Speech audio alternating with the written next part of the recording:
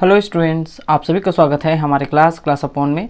तो BSc second year वाले student के लिए केमिस्ट्री पेपर 3 पर वीडियो लेके आए हैं। तो किस तरीके से इसके प्रश्नों के उत्तर आपको लिखने हैं सब कुछ यहाँ बताया जाएगा। तो वीडियो लास्ट तक देखिए और चैनल पर नए हो तो यहाँ से सब्सक्राइब कर लीजिएगा और वीडियो को लाइक करके शेयर कर दीजिएगा। तो स्टार्ट करते हैं। हमारा जो पहला क्वेश्चन है वो है जूल थॉम्सन गुणांक, है ना। इस पर हमको इसके लिए एक प्रमेय जो है होता है उसको सिद्ध करना है, ठीक है। तो जूल थॉम्सन गुणांक के लिए सबसे पहले हम लेके चलेंगे एंथैल्पी, है ना। H is equal to F P T, P और टी का ये फलन होता है, ठीक है। फिर इसको अवकलन के फॉर्म में लिखकर इस तरीके से इसको सॉल्व करेंगे। देखिए स्थिर दाब पर ऊष्मधारिता भी इसमें लगा दिए हैं, ठीक है। यहाँ तक पूरा इसको सॉल्व करना है। फिर इसके बाद आगे देखिए आदर्श गैस के लिए जो जूल थॉम्सन गुणांक होता है, ठीक है ना। ये भी जूल थॉम्सन गुणांक का ही सूत्र है। इसके आगे आदर्श गैस के लिए भी दिया हुआ है, इसको पूरा आपको लिखना है, ठीक है। तो यहाँ पे देखिए आदर्श गैस के लिए जूल थॉम्सन गुणांक का मान जो है वो 0 प्राप्त होता है, ठीक है। यहाँ तक पूरा कंप्लीट नोट कीजिएगा। फिर इसके बाद देखिए यहाँ पे ताप पर एंथैल्पी परिवर्तन की गणना, इसका प्रभाव क्या होता है, ठीक है ना। यानी कि अभिक्रिया की ऊष्मा पर ताप के प्रभाव का हमको वर्णन करना है, ठीक है ना। यहाँ पे तो उसी को यहाँ पे बताया गया है। ये क्वेश्चन थोड़ा सा डाउट भरा है लेकिन यही एक आंसर मिल पाया है, तो ध्यान से इसको देखिएगा, ठीक है। ये आपको पूरा नोट करना है, यहाँ तक ये भी आपको पूरा लिखना है, यहाँ तक आपको कंप्लीट नोट करना है, ठीक है। फिर इसके बाद आगे बढ़ते हैं फर्स्ट के सी में, जहाँ पे है ग्लूकोज की 18 डिग्री सेल्सियस तथा स्थिर दाब पर दहन ऊष्मा 652 किलो कैलोरी है।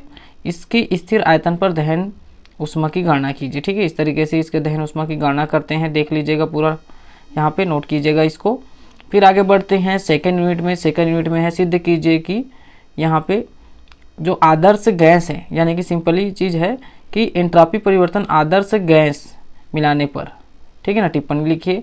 या फिर यहाँ पे देखिए आदर्श गैसों के मिलाने पर एंट्रॉपी के लिए एक व्यंजक, तो यही चीज़ है। देखिए यहाँ पे पूरा नोट करते जाइएगा इसको, इतना ही इसको हमको प्रूव करना है यहाँ तक, ठीक है।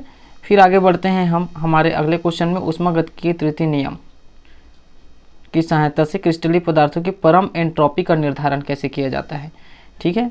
तो यहाँ पे देखिए तृतीय नियम की सहायता से, है ना, D S equal to C P D T upon T, ठीक है।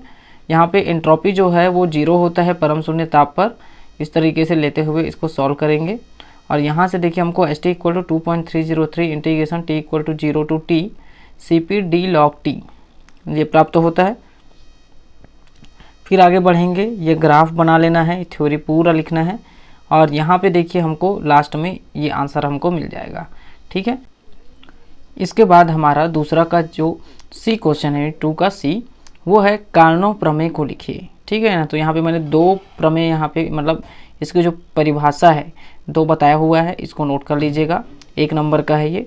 फिर इसके बाद देखिए आपका यूनिट नंबर 3 में देखिए गिब्स मुक्त ऊर्जा एवं अभिक्रिया लब्धि के मध्य एक संबंध स्थापित करना है, ठीक है। संबंध आगे दिया गया है, लास्ट तक देखिएगा। ये तीसरा का ए है, तो इस तरीके से इसको पूरा यहाँ तक नोट कीजिएगा। ये भी आपको नोट करना है। थ्योरी आप चाहो तो बीच बीच का कुछ कम कर सकते हो। यहाँ पे देखिए del 0 equal to minus R T L N K P, ठीक है। ये हमको प्रूव करना था, ठीक है। क्वेश्चन से मैच करते जाइएगा। फिर इसके बाद है आगे क्षारीय बफर विलयन के लिए हेंडरसन हेजल समीकरण की उत्पत्ति, ठीक है। तो यहाँ पे देखिए इसको इस तरीके से व्यक्त करते हैं, है ना, K B equal to B plus O H minus B O H, ठीक है।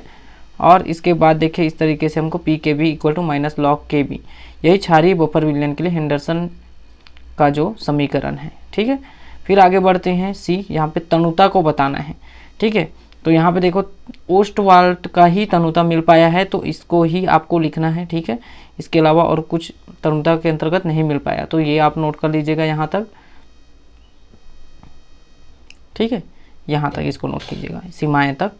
फिर आगे बढ़ते हैं हम यूनिट नंबर 4 के ए में, जहाँ पे गिब्स प्रावस्था नियम को कैसे उत्पन्न करना है, ठीक है।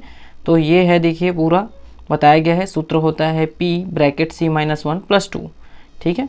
तो प्रावस्था नियम में इतना पूरा नोट करना है, यहाँ तक कंप्लीट। फिर इसके बाद आगे बढ़ते हैं 4th बी का फर्स्ट, नर्नस्ट वितरण नियम क्या है, विभिन्न परिस्थितियों में नियम का संशोधन बताइए। ठीक है, तो ननस्ट के वितरण नियम को हमको बताना है। तो वितरण नियम देखिए इस तरीके से है। इसकी ऊष्मागतिकी व्युत्पत्ति भी मैंने यहाँ पे बता दिया है। आप चाहो तो इसको थोड़ा सा कम कर सकते हो थ्योरी को, लेकिन पूरा कंप्लीट लिख दीजिएगा, वही ज़्यादा बेटर है। ठीक है, यहाँ तक। फिर इसके बाद आगे है हेनरी का नियम। ठीक है, तो हेनरी का नियम जो है वो उसके दाब के, यानी कि गैस की जो संहति है m, वो दाब के समानुपाती होता है। यही बताया गया हेनरी के नियम में, ये नोट कर लीजिएगा। फिर इसके बाद आते हैं फोर्थ के सी, जहाँ पे प्रवस्था और अवस्था में अंतर क्या है। ठीक है, तो प्रवस्था और अवस्था में अंतर देखो मैंने बता दिया है यहाँ पे, इसको पूरा नोट कीजिएगा। आगे बढ़ते हैं फिफ्थ का फर्स्ट यूनिट, रासायनिक संदीप्ति। ठीक है, तो रासायनिक संदीप्ति जब किसी रासायनिक अभिक्रिया द्वारा ऊष्मा के अतिरिक्त अन्य किसी प्रकार की दृश्य विकिरणों का उत्सर्जन हो तो उसे रासायनिक संदीप्ति कहते हैं।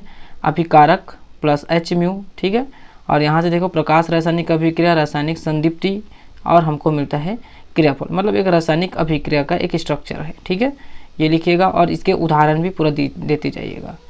फिर इसके बाद है देखो यहाँ पे प्रतिदीप्ति। ठीक है, यहाँ से ना अनुप्रतिदीप्ति उत्पन्न करता है, यहाँ से लिखिएगा। ठीक है, तो इसके लिए थोड़ा सा रेडियो एक्टिव संक्रमण को भी बताना जरूरी है, वो बताते हुए इसके बाद फिर प्रतिदीप्ति को बताइएगा। तो यहाँ तक फिफ्थ का सेकंड कंप्लीट होता है। और कंप्लीट यहाँ पे देखिए सभी प्रश्नों के उत्तर आपको बता दिया गया है। एक न्यूमेरिकल इसका बचा हुआ है, जैसे ही सॉल्व होगा अपलोड कर दूंगा।